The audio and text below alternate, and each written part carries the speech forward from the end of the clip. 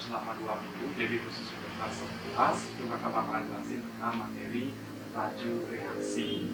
Nah, laju reaksi itu pengertiannya sudah ada di sini. Sama halnya kayak fisika, kalau fisika itu laju itu perubahan jarak dibagi satuan waktu. Kalau laju reaksi itu adalah perubahan konsentrasi atau perubahan kemolaran per satuan waktu. Nah, rumusnya ini.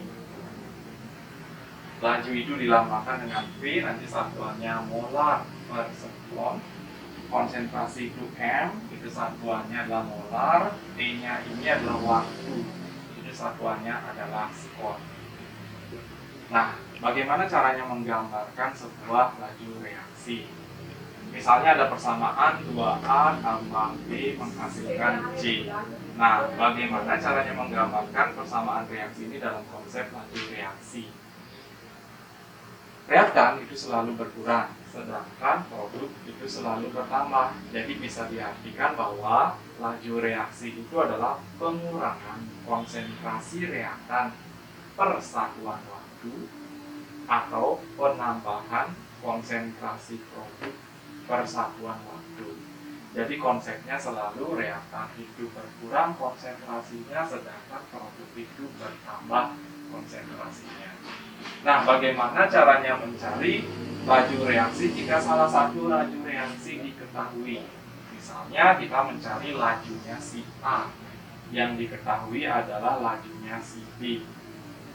Misalnya lajunya si B ini adalah 0,5 molar per sekon. Kalau seandainya yang ditanya si A, berarti caranya mencari adalah koefisien yang dicari per koefisien yang diketahui kali laju reaksi yang diketahui. Jadi hasilnya yaitu 1 molar per sekon.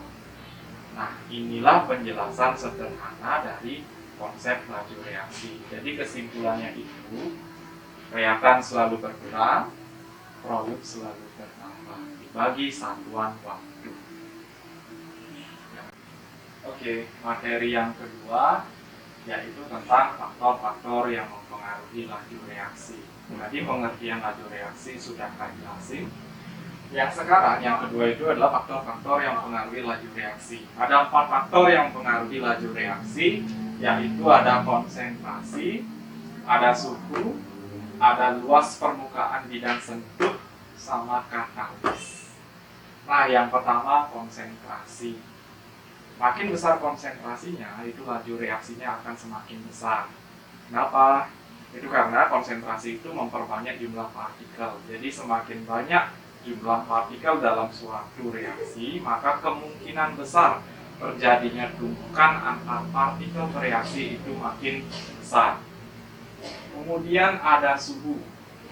Suhu makin besar, itu laju reaksinya akan semakin cepat. Hal ini dikarenakan suhu meningkatkan energi kinetik dari partikel reaksi. Modelnya seperti ini, ketika kalian melarutkan gula ke dalam air panas sama air dingin, kira-kira yang mana duluan lebih larut? Yang lebih dulu larut? Pasti di air panas. Kenapa? Karena suhu itu mempercepat terjadinya laju reaksi. Jadi suhu di sini berperan memperbesar energi kinetik partikel bereaksi. Nah, nanti kita akan bahas di materi ketiga, itu faktor suhu. Dia punya rumus bagaimana caranya menentukan laju reaksi setelah suhunya diperbesar sekian kali dari semula. Nanti kita bahas ya. Jadi faktor yang berikutnya, itu faktor yang ketiga adalah luas permukaan bidang sentuh. Nah, luas permukaan bidang sentuh itu makin besar, laju reaksinya juga akan makin cepat. Contohnya dalam kehidupan sehari-hari, misalnya melarutkan gula pasir sama melarutkan gula batu. Dengan catatan, suhunya sama. Kira-kira yang mana lebih dahulu larut? Pasti gula pasir.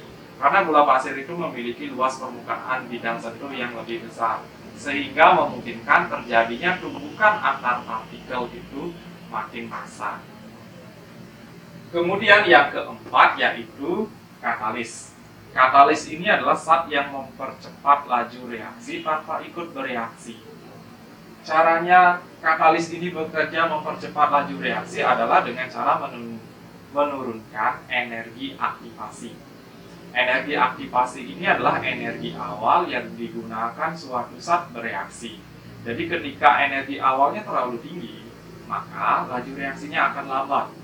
Jadi katalis di sini berperan menurunkan energi awal yang digunakan oleh zat untuk bereaksi. Jadi teknik katalis mempercepat laju reaksi yaitu dengan cara menurunkan energi aktivasi. Jadi sekali lagi dapat disimpulkan itu ada 4 faktor yang mempengaruhi laju reaksi. Yang pertama konsentrasi, suhu, luas permukaan bidang sentuh, dan katalis. Ini semuanya berbanding lurus dengan laju reaksi. Artinya makin besar, maka makin besar pula laju reaksinya.